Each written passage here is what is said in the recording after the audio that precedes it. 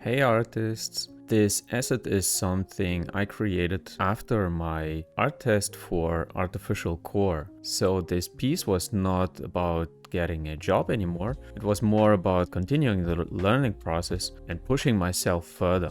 I think that is something very important for an artist. Sometimes you finish a big goal, maybe an art test, maybe a client project, maybe a portfolio piece, and it feels like you should take a break from a topic, but very often that is actually the best moment to keep going and building on the momentum. So in this video I want to talk a bit about stylized asset creation, about repetition and practice, and also about why I think finding the right niche for yourself can make a huge difference as an artist.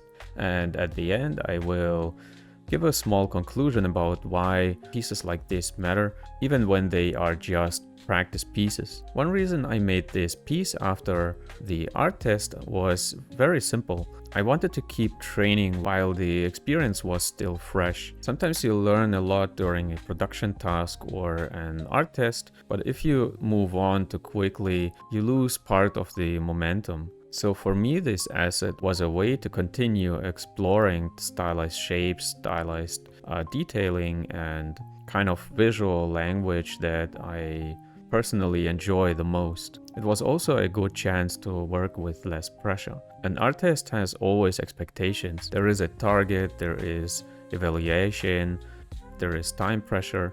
Personal practice piece is different. You can be still disciplined, but at the same time, you have more space for experiment, to push ideas further and to reflect on what you actually want your work to look like. I think both are important. Professional work teaches you how to deliver.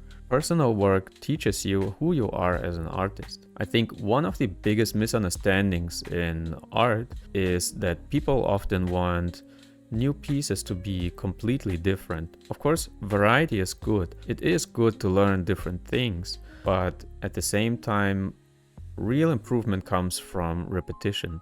You do something once and you understand just a few things. You do it again and now your decisions become more natural, more confident, and more controlled. That is how a lot of artistic growth actually happens. Not through random inspiration, but through repeating a direction long enough that your eye becomes sharper. For me, pieces like this are part of the repetition. It is not about proving that I can make one cool asset. It is about building strong instinct over time. How much detail is too much? How far can I push the stylization?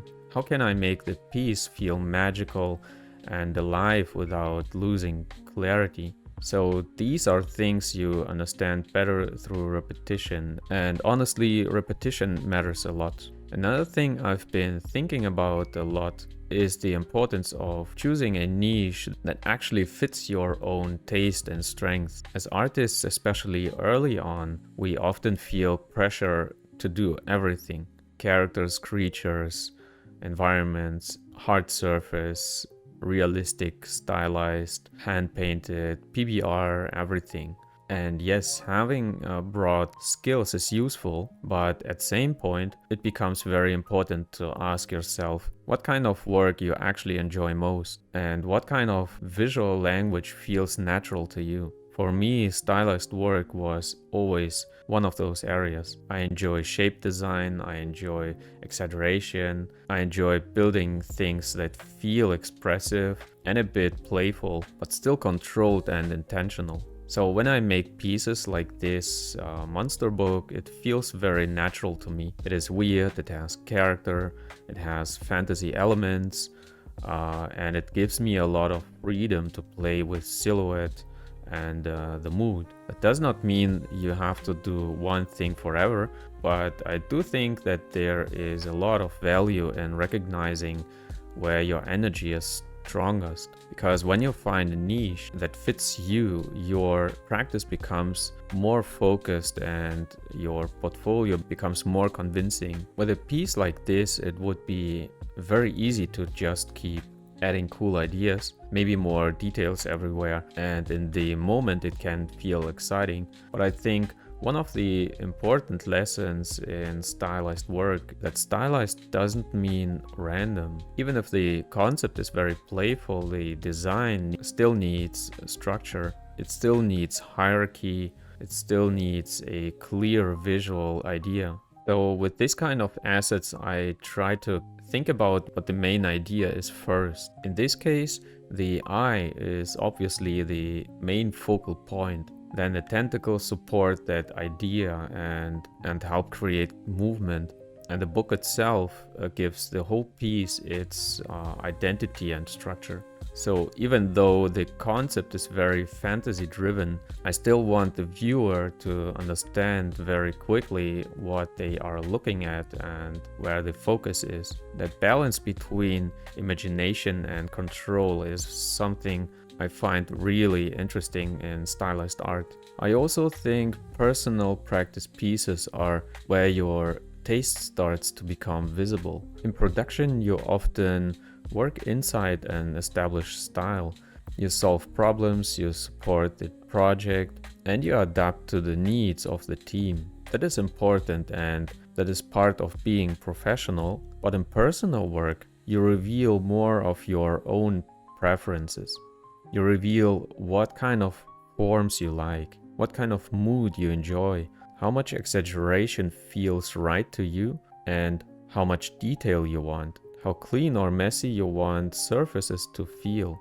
All these small decisions slowly build your artistic identity. And I think that identity is very important because when people look at your portfolio, they are not only looking for technical skills, they are also looking for taste. They want to feel that there is a person behind the work making intentional choices. For me, pieces like this are a chance to train exactly that.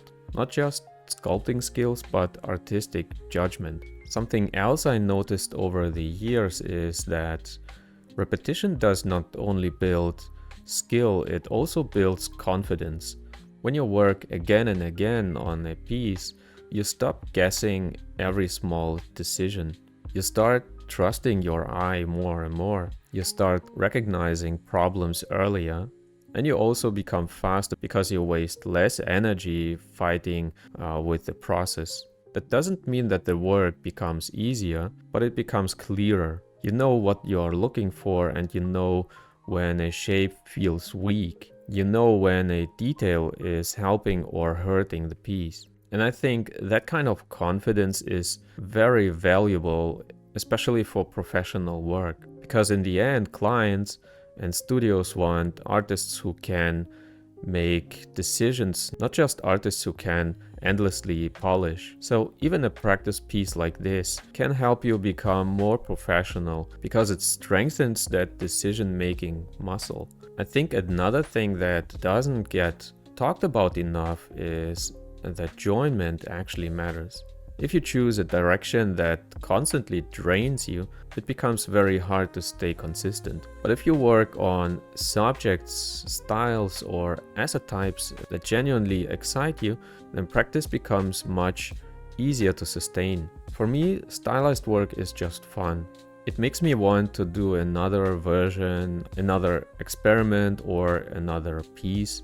So when people ask how to get better, one of my honest answers is find a direction that makes you want to keep showing up.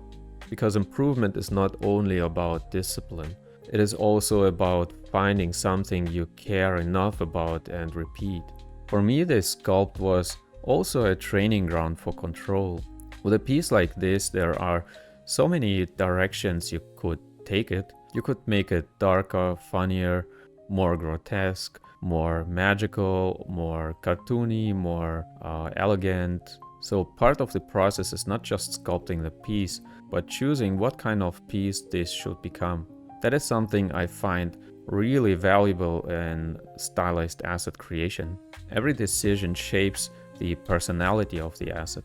Even small changes in proportions can make the whole thing feel different. So this was not just about making a finished object, it was also about practicing intention. trying to understand what to push and what to hold back, and how to keep the asset appeal while still making it feel strange and alive. So to sum it up, I think pieces like this are a reminder that growth in art usually comes from repetition, reflection, and choosing a direction that truly fits you. This was not a big studio task or a high-pressure art test. It was a practice piece. But practice pieces matter a lot because this is where you build mileage, confidence, taste, and artistic identity. For me, this kind of stylized work is a space where I can keep sharpening my skills while also staying connected, kind of art I enjoy. And I think that is an important lesson for an artist. You do not improve only by doing more work. You improve by doing the right kind of work again and again, with intention. So if you are currently trying to get better, my advice would be, do not be afraid to repeat yourself a little. If you found a direction that excites you, go deeper. Do another piece, then another. That is often where the real improvement starts. So yeah, those were my thoughts on this practice piece and on stylized asset creation in general. I hope this was helpful, especially when you're working on your own portfolio, trying to improve in a certain niche, or just figuring out what kind of artist you want to become. Thanks a lot for watching, and I see you in the next one.